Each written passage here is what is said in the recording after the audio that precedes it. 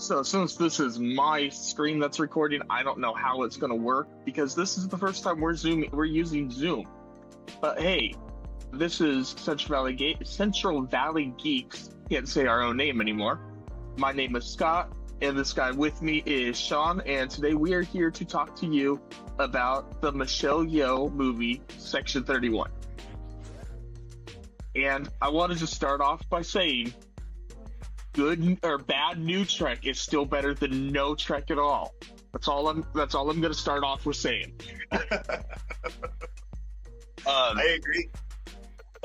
bad new Trek is better than no Trek. I mean, we lost Lower Decks last year, and the year before that we lost Picard. We lost Discovery last year, so we are literally down to just Strange New Worlds and the upcoming Starfleet Academy, if I remember correctly. There's nothing else on the agenda. Yeah.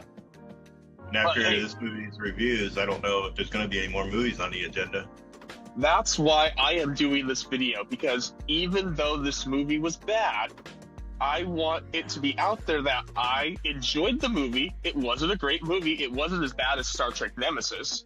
I've watched Section 31 probably as many times as I've watched Star Trek Nemesis at this point. Okay, so 31 only had one glaring problem. If you ignore that problem, it was a good movie. What was the one glaring problem? What was her boyfriend's name? I can't remember. It starts with an S. San? Yeah. How did he get into the future? That's one of my questions in the movie. It's not so much how did he get to the future, how did he not age? No, how did he get into the future? Like, that's it. It's age or not. Either he's over 1,000 years old, or he was in stasis, or he traveled through time. Okay, so let's clear this up for people who may not have watched Discovery Season 3. In Discovery Season 3, Giorgio meets up with the Guardian of Forever. In it, he calls himself Carl, and Carl sends her back to the past. In that episode, they don't say where she goes to. They just send her back to the past, where she's closer to her time frame, and she won't. What was happening was when she was 1,000 years in the future, she was disintegrating, and her particles. So they needed to send her back where she wasn't as far from her own universe where she wouldn't disintegrate. So this movie actually takes place, I mean, we have Rachel Garrett. This movie takes place in what's known as the Star Trek Lost era, in between the TOS era and Next Generation. I forgot about her going back in time. That still doesn't make any sense on how he found her. And she didn't go all the way back in time, so there is still definitely some time travel there. 62 years. And that is one of my problems with the movie, is that it's 62 years after Discovery season 2. They specifically let's jump into some of my images, because that's what I've got. Okay, well, first, while you're looking up your images, you can explain to me why the ships all looked like they were from the current new era. I've got a question about that in my notes. Okay, so let's jump into my notes, because I've got notes in a couple different places. I've started using Good Notes to journal, and I started journaling the notes for this in one day, and then I started in another day, and then I ran out of room and I had to go to a whole different notebook. So, okay, so yeah, I started taking notes on this on Saturday. So we're in this. We start out the movie in this flashback, and to me, it's not even so much as a flashback. Hold on, I gotta get rid of some. Whatever. Okay, so we start off in this flashback that basically wants to give us Giorgio's her origin story. I felt that this was out of place. We started a movie in a different universe, and we tell a small little story. It was only 15 minutes long. We saw her murder her family, and then I did enjoy the fact that when she burned his face, that the skin was melting onto the blade, because there are too many movies and stuff that will forget the melting of the skin, and I thought that was just a good effect. But after it's done, we go into the control monologue, and it has almost nothing to do with this. I felt that this was out of place, and there's a different flashback later in the movie that is much better how they worked it. Okay, so when this popped up, see, the first part starts out like it's your standard movie. It gives us the opening flashback scene. We get a little bit of information. Then we go into this priority message type thing where it looks like this is being told to us. And it goes back and forth between that, because if you're telling us this story from an organizational perspective, we would not have access to Giorgio's flashback that comes up later in the movie.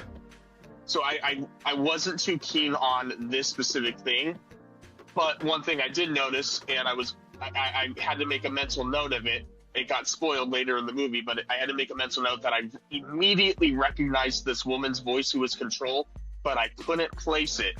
So I had to make a mental note while I'm watching it at 11 o'clock at night. Hey, you gotta go IMDb this when this is over. But when I found out who the voice was, I'm literally so excited.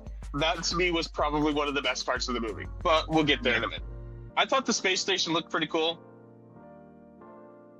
The end of the space station didn't make any damn sense. Yep, I've got that in here too. I mean, I liked the fact that it can move. That part made sense. I don't care about that. I didn't understand why all of the ships went with it at the same time. Well, let's get to that end point, because I've got specific things about that. But I liked the look of the space station, although it's very impractical with all that extra space in between. It's kind of reminds me of Deep Space Nine, where Deep Space Nine is literally the size of Manhattan, but because of how spaced out it is, it can only fit like 2,000 or 3,000 people. But it's the size of Manhattan. Shouldn't it be able to fit the same amount of people as Manhattan? Yeah, but this is a luxury, space station. It's not meant to be a deep space station. I think it's literally a resort casino. Was always meant to be. Yeah, but you know what? Even when I go to the Luxor or the Excalibur, that looks like a castle in Las Vegas, it's still mostly functional. There is a lot of dead space in there that's not functional. And as you can see, it's not like that area is used for docking, because all these ships are hanging out around the space station, not docked to it. Well, the one Starfleet ship was docked to it. The one Section 31 ship is docked to it, and possibly the Doga No guy's ship was docked, but still, none of these other ships are docked, so you don't need all this extra room unless you're docking in between.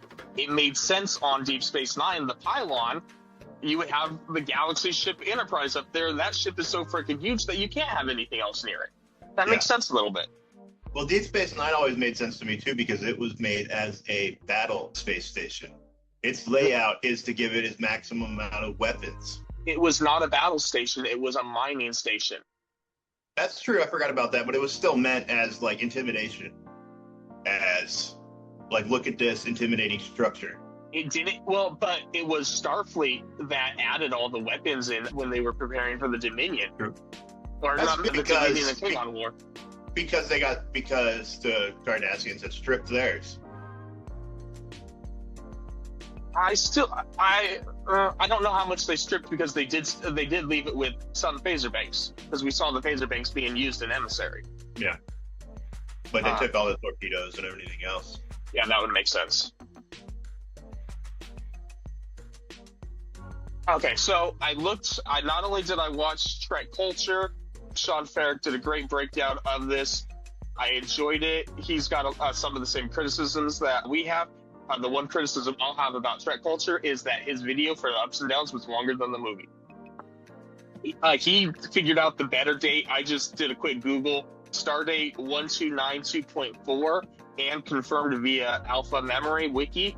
This takes place during April of 23-24. So, and they say the last time that they saw Giorgio was in 2257, if I got that correctly, which is 67 years, and nobody questions why Giorgio, who is 67 years older than the last time we saw her, hasn't aged a single day. Nobody is questioning that fact. And I want to know why, because when Picard aged, he still aged. They may live longer, but they still age. You're confusing the timeline. Like, she hasn't been there for 60-something years. We know that. But Section 31 doesn't know that. Section 31 doesn't know that. Section 31 does know that. Section 31 doesn't know that she went to the future. They just know that she went missing in 2257, and now she's back in charge of the space station. And then when I thought she had already worked for Section 31 and went dark. That's what it seemed like. She had only been dark for a couple of years. No, she's been dark for 67 years. Because it didn't seem that way at the beginning when they were talking about it. Like she had only been dark for 10 years or something like that. She had worked for Section 31. Yeah, they wanted it to seem that way, but when you do the math, it's 67 years. Okay. Because she went missing in 2257. When she was working for Section 31, she killed the 2257 version of Control and went to the future with Discovery. Anything that happened after that point, including the little screenshots of Carl, Section 31 doesn't actually have access to. But Section 31 just knows that she's back. They just don't know why or how she's back. And they don't know where she went. She had worked for them still then. No, she only worked for Section 31 for season end of season 1 and season 2 of Discovery, and then she went to the future, and then she didn't contact Section 31 when she got back. Yeah, so yeah, then her being that old doesn't make any sense. Yeah, nobody knows where she's been for 67 years, and nobody's questioning that she hasn't aged a day in 67 years. She asks, when did you guys realize I was here? And he tells her when the last owner went missing. We haven't found them. Well, not all of them, he says. So she killed the person in charge of this space station probably within the last few years. And then they came and talked to her. But, so yeah, that's the 67-year gap without any context, especially when we get San in a few minutes, is needed an explanation. Yeah. And, this is just a quick note that these high heels that Michelle Yeoh is wearing, I want to buy them for my wife. They are hot. So the new Trek has been really cool about showing us drug use in Trek. And I don't mean that as hey, let's all go smoke heroin, but they're showing us the other side. Star Trek TNG was all about the purity of Starfleet. And Voyager was about sticking to the ideals of Starfleet. And Deep Space Nine went a little looser with the ideals of Starfleet by committing genocide and poisoning planets and other things like that. But I like that Picard gave us the mushroom smoking. We don't know what anything other than it's a mushroom. Mushrooms are natural, so whatever. And then this is some kind of powder that makes her spit out glitter. I thought it was cool. She doesn't go into what it does to her, but it's kind of cool. I didn't like the scene at all. I thought it was stupid. Oh no, I'm just saying I like that they had some kind of. Gene Roddenberry didn't want drugs to be in the future, but you can't get rid of drugs. This proves that you can't get rid of drugs. Yeah, I just didn't think she would take a random substance from some person she just met. Well, as from my next picture, you can see that, she just met him, but she knew from the moment he walked in that he was Section 31. Well, he looks like Section 31 when you look at him, though. Well, and so does everyone else. And that's why she's like, okay, cut the shit. I know you're all Section 31. What the hell are you doing here? So she knew it was safe because the Federation wouldn't poison her. Yeah. Which I think they would because she's a genocidal maniac. But that's besides the point. Section 31 would. Yeah, and then they go through the list. This is where the movie is being a movie rather than the TV show that it was originally supposed to be. We were probably supposed to have an entire episode that was going to introduce us to each of these characters and what their strengths and weaknesses are. But instead, because they took a 6-episode series, shrunk it down to an hour and a half movie, we had to blow through the introductions, and instead of have us naturally and organically run into these people, it's all shoved in our face, and we find out about Mech Guy. We find out about the chameleon, whatever he's called. Yeah. And then it was a bad way to introduce them. And then on top of that, a Section 31 spy completely sells out his crew. Oh, that's Lieutenant Garrett. Yeah, she's new to the group. What? This I took a screenshot of it because it's like the best image we have of this ship before it gets destroyed. And it's ruined by a CGI lens flare. Yeah. This movie was taking a little too much inspiration from J.J. Abrams. Bald chicks do not usually do it for me. I hate Sinead O'Connor. This chick does it for me. This chick is hot. Mel? I really wish we would have gotten to see more of Mel. I love the Borg. The Borg are my favorite villain species. I am tired of nano things. Let's move on to something else. I do not need a nano guy that lives in a body. That was Inner Space. I saw that in the 80s. Robert Picardo was in it. It was better. Yeah, and then the shoehorning his wife in another Vulcan body at the end. Oh God! Body. And the accents that both of them have. This guy's Irish accent. The first watch through, it didn't bother me that much, but then the second watch through, as I'm trying to pay attention to more things, I wanted to shoot him. Yeah. It was really bad. From my understanding, the actor is from South Africa, and he probably wasn't given notice ahead of time that suddenly they want him to do Irish. Yeah. Because I don't think he's ever done an Irish accent. Unless they wanted it to be bad on purpose. Well, and I have issues with the whole Vulcan bots completely, because why would you have a Vulcan bot? Obviously right off the bat, the very first time we see Fuzz, he's laughing. Vulcans don't laugh. Yeah. Really disappointed that this was the only time we got to see Mel use her powers, and it was on her teammate. Yeah. I would have liked. I mean, it's not often somebody in Star Trek has actual superpowers other than Q, but she has some kind of extra perception that can make you love her. She's a vampire that doesn't drink your blood, so I'm cool with it. Starfleet does not do assassinations. I'm assuming she is talking about 2257 or 2324 Starfleet, because we sure as hell know Deep Space Nine Starfleet does do assassinations. Because I can live with it. Oh, what did I have to say about this guy? Oh, I just put could this guy look more obvious? Yeah, he's a villain. Okay, the phase pods. I have issues with the phase pods. I have huge issues with the phase pods. Yeah. All I'm gonna say is Pegasus. The episode Pegasus was all about phasing. And we would, if you could phase, you honestly don't really need to be cloaked. If you can just phase through something. So we already had the technology to phase in 2324. Why was the issue that we couldn't get it corrected in 25 more years? And yeah. No, go ahead.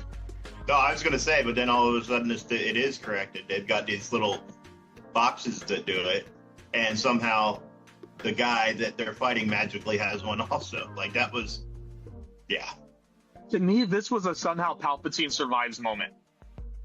It was a very, very convenient fix that they needed.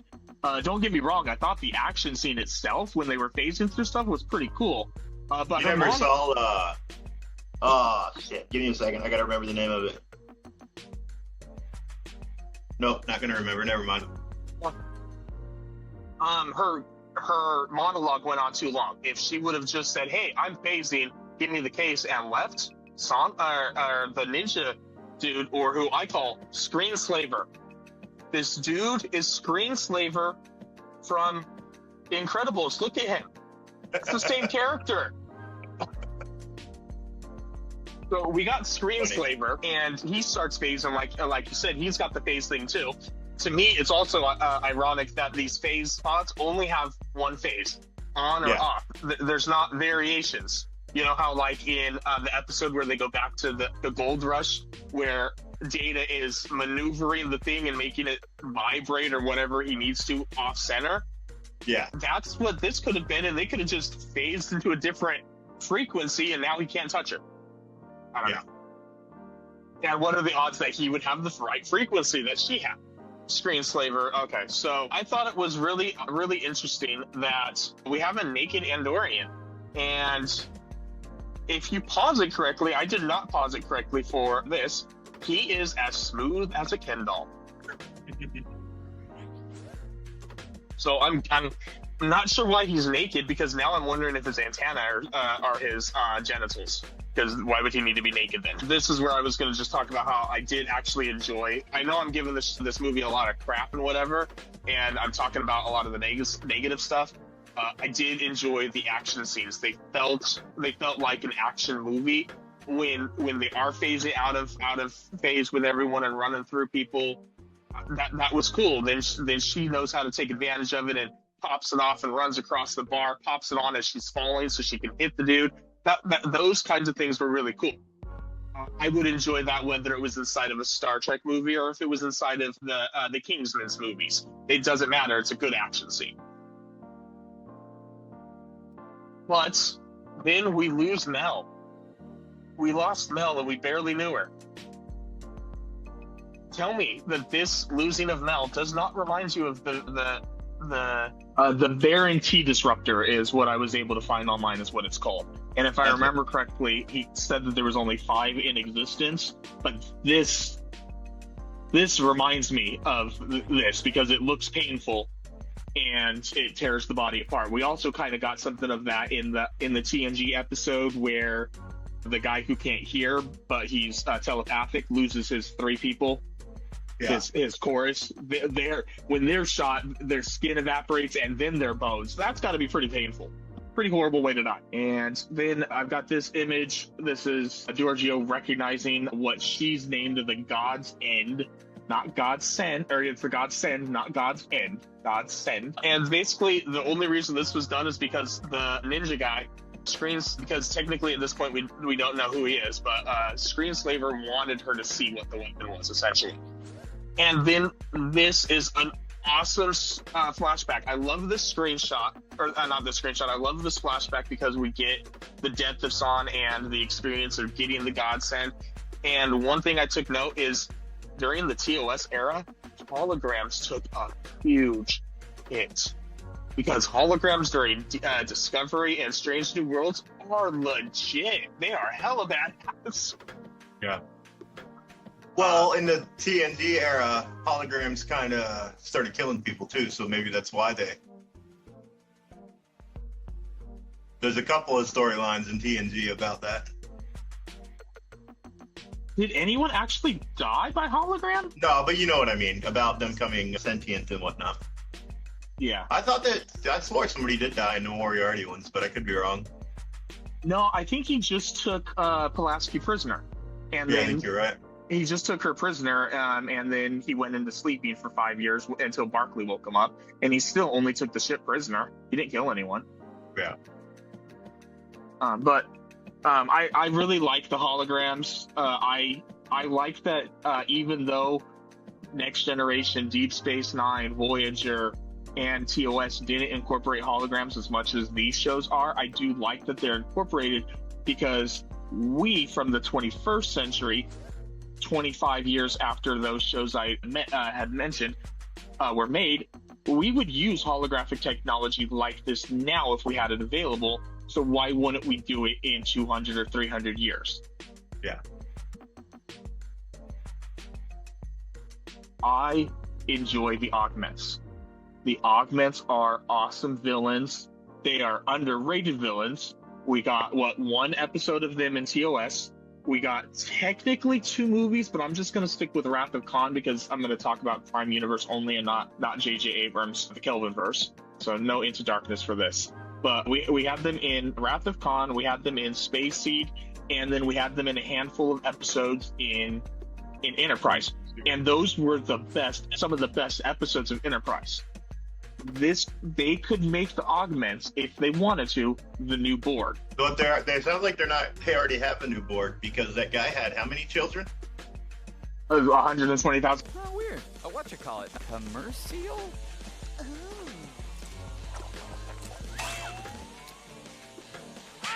You're fired. Sluggo Cola. This happens to everyone who drinks it. I hope you enjoyed that commercial because I'm going to record one in a minute to give you during that little intermission. Thinking Sluggo Cola. But you'll have already known because I'll have already put it in the back. Let's get back to my augments. Yes, the augments are part of some of the best Enterprise episodes. We didn't actually... It wasn't until Deep Space Nine with Bashir that the augments were actually illegal. Because in TNG second season, they have augmented children that were telepathic and could cure the flu without even having to contract it. And they made people age, remember? Yeah, but were they part of the Federation? Yeah, they were part of the Federation because they were human. And they had a delivery from that ship that they had to destroy at the end. Yeah, that's right. But yeah, I think the augments they were very well rated in TOS. They were proportional. They were a good villain for TOS. It was only 3 seasons. Having them as main villain once was great. Then bringing it back in a movie was even better. And the best movie too. I love that movie so much. I've still got to put First Contact ahead of it, but it's close, and it's probably mostly because I like TNG more than TOS, so I edge it just because of that. Yeah, but I would like to see augments. I'd like to see augments in Starfleet Academy. Maybe by the time Starfleet Academy rolls around, which is roughly 900 years after Discovery Season 2, we are no longer outlawing augments. So maybe now these guys aren't illegal. And to me personally, they don't mention this in the movie. What's the difference between an augment and a mech guy? If you can put mech stuff on you and make yourself super strength, what's the difference between that and being an augment at that point? Visibility. Okay. It's it. Go ahead. Look at the difference. It's the differences between the T-100s and T-1000s, Terminator-wise. Ones you can see automatically, like you can see that guy has augment because he's got like the mech guy. He's in that suit. Yeah. If it's even a suit, you can tell he's this guy here. Remember when he punches that one person, they go flying. That surprises everybody. That's a little different. And she says, "Are you human?" He says, "Mostly." Mostly, yeah. I liked that. I thought that was a little funny because we got to see a little bit of I can't even remember this guy's name. I can't either.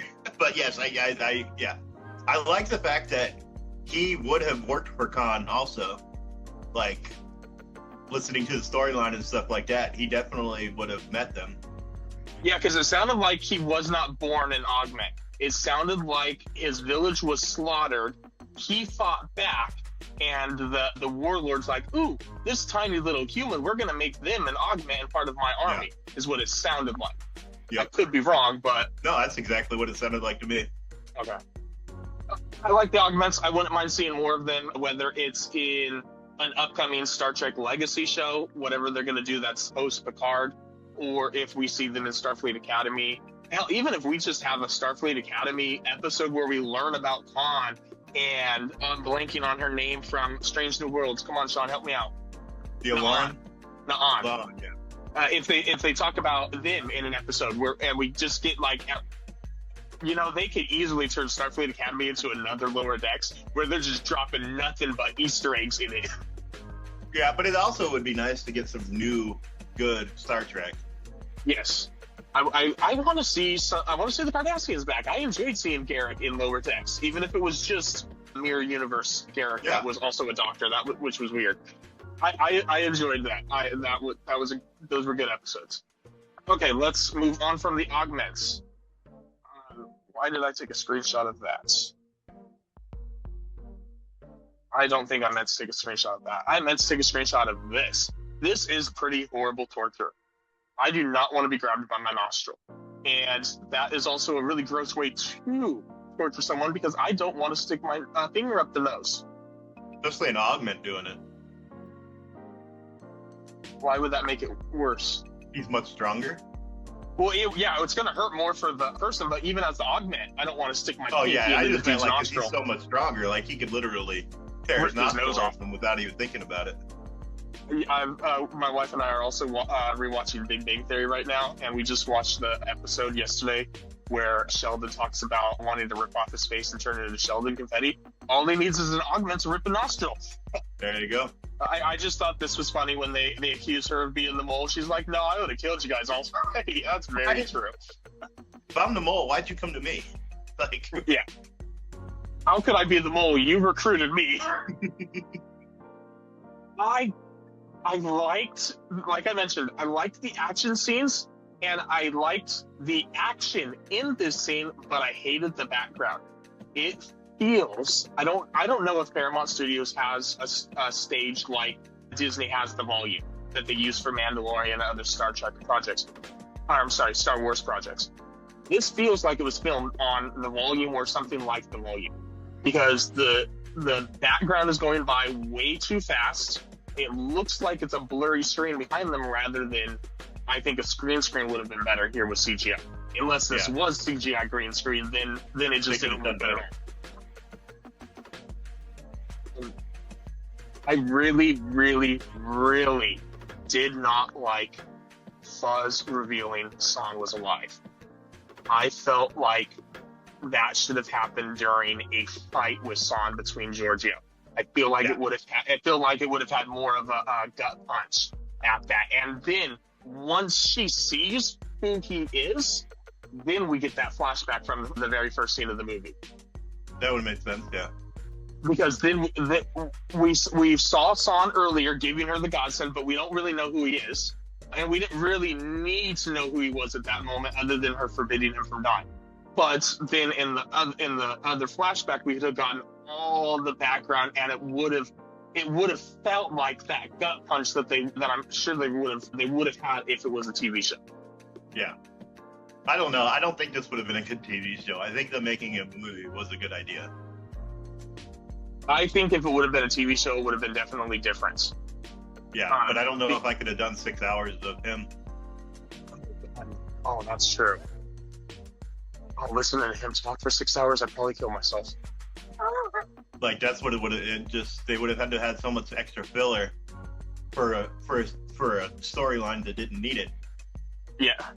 Except for maybe we would have gotten the filler that we needed. Never mind. Yeah, because we needed more information on Mel, and honestly, we needed more time with Rachel Garrett too, because she goes from stuck-up bitch in the first act of the movie to, in Michelle Yeoh's words, Chaos Goblin in the third act of the movie, but there was no growth in the middle. She went from one to the other.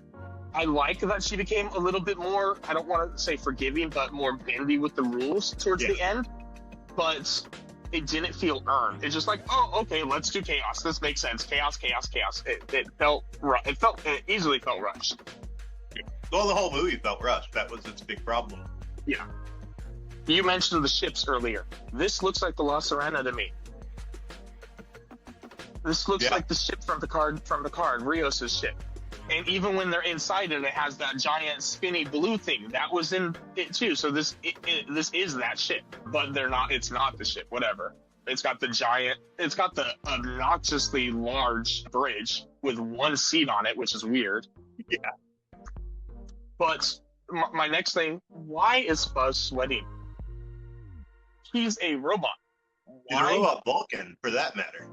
Yeah, Vulcans don't sweat. Tuvok didn't sweat. They made a point of when he did sweat. They made a big deal about it. Yeah. So, yeah, this is bad. I don't know who the director of this movie is. They thought action movie guy needs to be sweaty, not Vulcan robot doesn't have sweat glands. Yeah. At first, this scene pissed me off. The first time I watched this scene, it pissed me off. Why the hell would somebody create a battery that could blow up like this if you add a bottle of I'm just gonna say Alka-Seltzer. They poured Alka-Seltzer onto it to get it bubbly. It seemed like, yeah. At first, this pissed me off, and then I thought about it for a little bit, and I It's realized. not the first time they've referenced it, though. What are you talking about? I don't know if it was in Discovery. I vaguely remember another reference to this technology not being allowed in the Federation because of how volatile their power supplies are. I don't know where that came from, but that makes sense. But in real world, I thought about it for a minute. And I'm like, you know what? If you're not supposed to throw a lithium-ion battery away. Spoiler alert for anybody who has lithium-ion batteries and cell phones, you're not supposed to throw them away. You're supposed to take them to a place like Best Buy to recycle them. But a lot of people forget, don't pay attention, don't care, and they throw them away.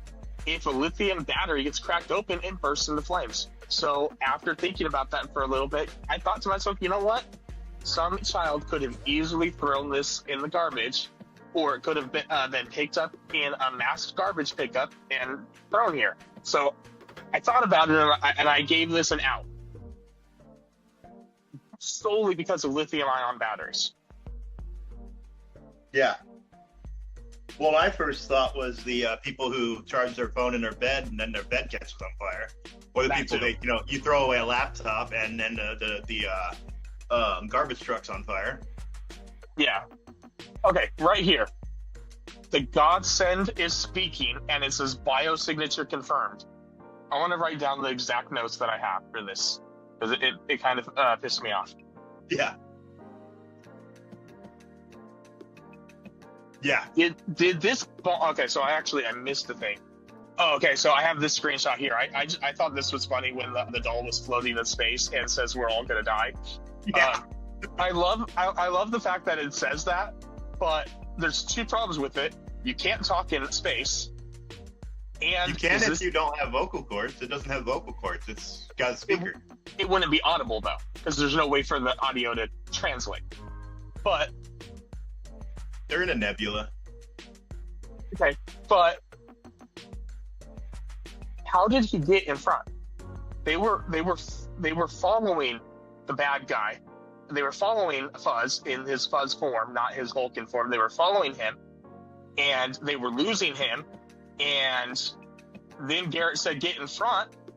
Yeah. And all of a sudden, they can and did, and Fuzz didn't go, let me make a left turn here so they're not in front of me anymore. You mean like in that one Star Trek or Star Wars movie where they were just flying in a straight line forever, but ships could still catch up to them and fly away, but not the big ones? Hey, this isn't 1977. I'm not talking about 1977. I'm talking about the one from a couple years ago. Refresh my memory on which one you're talking about then. The one where they had, the one where she's in her ship and they're being chased by the New Order or the First Order, whatever the hell their name is. And the whole time they're barely outside of weapon range, but ships are still able to catch up to them and fly away and go do missions and come back. That they were stuck going as fast as they could before. Basically, they were at full impulse, and everything else was done at warp. That's my understanding of how that was done in Star Trek terms. You get rid of Star Trek terms and it's hyperspace. You go in and out of a whole other dimension when you go into hyperspace. So it's got some wiggle room there. But the Godsend biosignature needing. Yeah. Did this really need a biosignature this whole time, or did it go from a 24-hour detonation to a 60-second detonation? I need to know this information, because if it was never going to explode without her putting her hand on top, why didn't Giorgio just leave? That's what it seemed like to me, yeah. And unless they reprogrammed it to also work for the guy. Why? I mean, technology can be hacked, but why even have the biosignature part of it? I think it's just a writer thought it sounded cool. There's a lot of things in here that the writer thought sounded cool, and we got a sweaty Vulcan and a confusing bomb.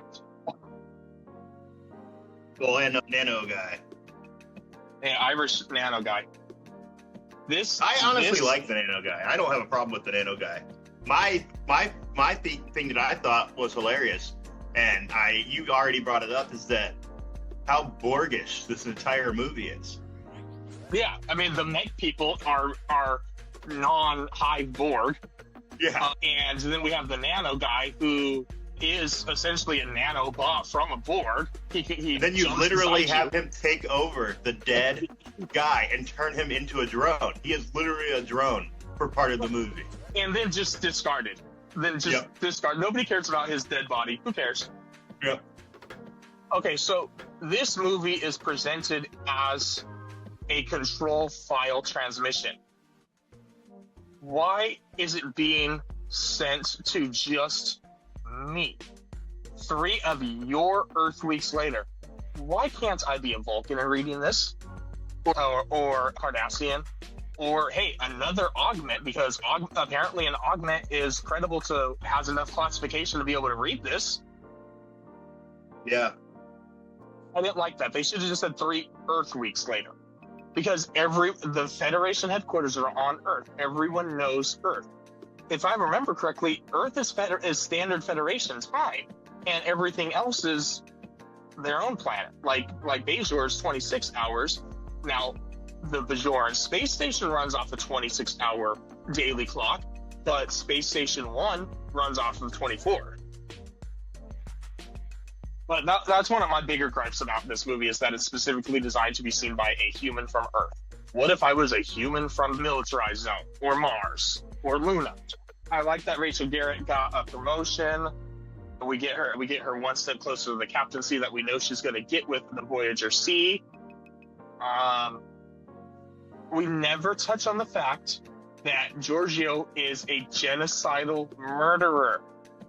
And the whole point, it sounded like at the beginning they wanted to bring her into Section 31 so they could take care of it. Now they're just making her an operative, even though in her own universe she blew up Kronos. Yeah, but in her own universe, she only did what she was expected to do, what she was shoehorned into doing. Well, and from the audience perspective, if you watch the episode with the Guardian of Forever, you know that he attempted to put her back in her time frame, but she had changed too much and she was no longer going to survive that universe if she was returned to it. So that's why he sent her back to whatever year she went to. That's basically the gist of what we know about that. Yeah. But she still is a mass genocidal murderer, and she threatens to kill someone every other sentence. Yep. Don't get me wrong, that's one of the things I love about Emperor Giorgio, but honestly, she's not really a redeemable character. Derek was a redeemable character. He killed individually. Best part of the movie for me right here was the introduction of Jamie Lee Curtis as Control, and I am totally down for a Star Trek Control series. I'm not. Why? Because she looks like she's a liberated Borg. Yes, I am trying to not focus on that. I'm thinking she's part mech. Because yes, no, she's liberated Borg, bro. She does look. But there was no Borg because the first technical time the Borg would have been around were when the Enterprise B was launched. Because during the Nexus event, the Elorians were coming, the Elorian refugees were coming to the Federation, and their planet was just decimated by the Borg.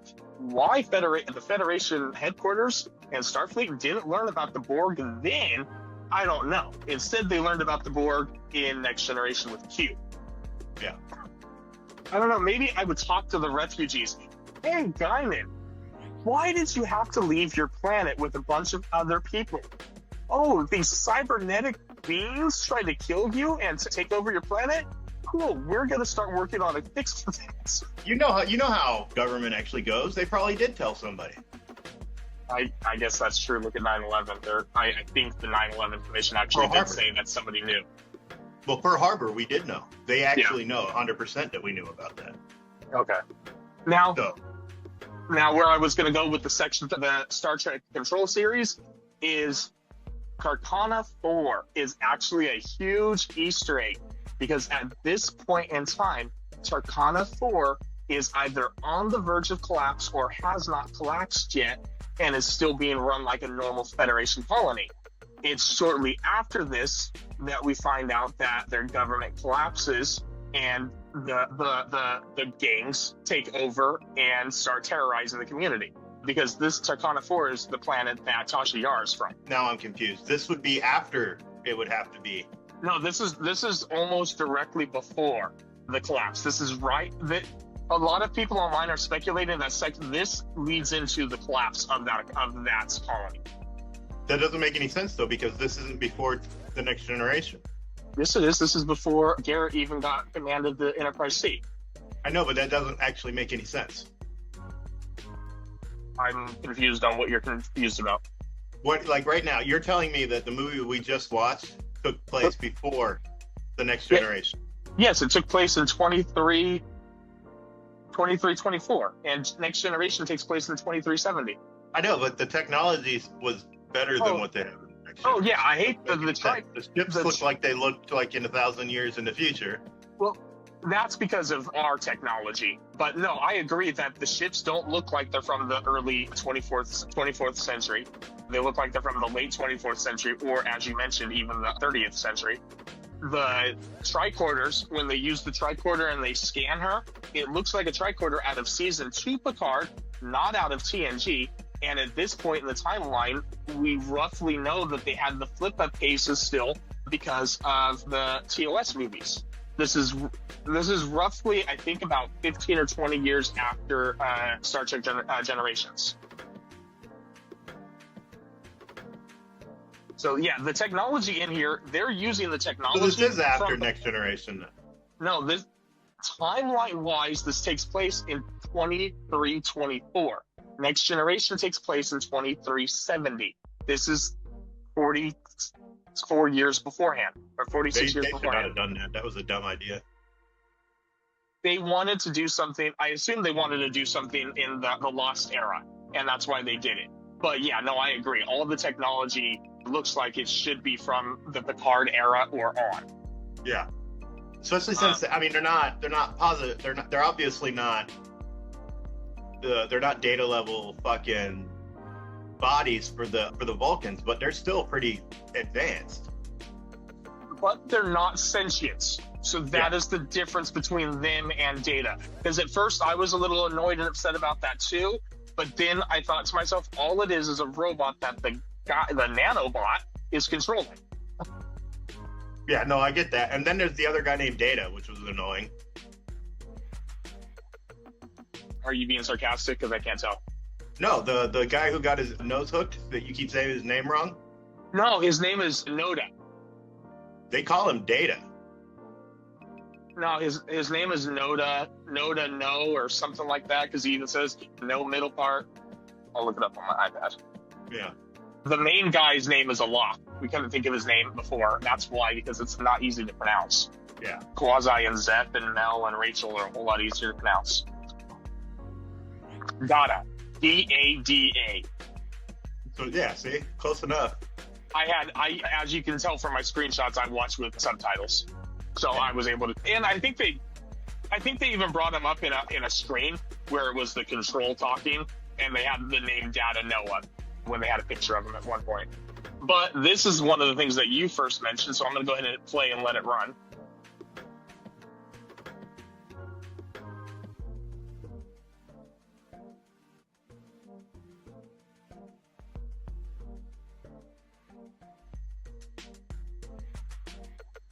Like, where are they all going? It looked cool, I guess. And do you know what? There is nothing better than running a business and moving it randomly. Yeah. That's my main issue. Yeah, it looks cool that they're all warping off. That's cool. We did see in Discovery Season 4, we did see Starfleet headquarters go to warp. It broke into several ships and then went to warp. That was cool. So I have no problem with a starbase going to warp. However, this starbase in this time would not have the capability to go to warp. If it did have the capability of going to warp, so would Deep Space Nine. Well, not if they didn't design it that way. They never put an engine on it. Yeah, Chief O'Brien would have done that. And all the shit that they needed to do, he would have added a warp core to that, even if it was just to increase the strength of the shields. He would have done that. Oh, definitely to get it closer to yeah. But yeah, that was one of my big issues with the ending, is they all leave. Didn't make any sense, because unless it's a cruise ship, then it makes sense. But then while they're all going together, doesn't. Yeah. The amount of ships around that space station was ridiculous. There were more ships around that space station than at the end of Picard season 3, where they had the entire fleet for Starfleet. Yeah.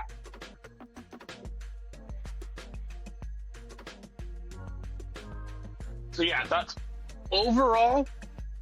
I've watched this movie as many times as I've seen Nemesis, so I like this. It's not the worst Star Trek movie. I'm still gonna go with number 5 for that, because number 5 I think I've only watched once, maybe twice ever. That's a You've never seen the Undiscovered Country, have you? I've seen Undiscovered Country. Correct me if I'm wrong. Undiscovered Country is the one where they're in the Klingon jail, right? No. Wait, maybe they do start out in the Klingon jail. Because that's the one where we have the other camp. That's the only other time that we've had a Cameloid. That's true. And then I don't know. I don't like that one. It's so goddamn long and boring. Starts off good, but then with the whole rest of it. Wow, we're about to hit the second 40-minute mark. But hey, we were shorter than Trek Culture. Woo! We were less than an hour or ish. But hey, thanks for watching. We're gonna come back to you with another video soon. When I say soon, I don't know when. Just keep looking at our page. Hit the like and subscribe down below, and we will catch you later.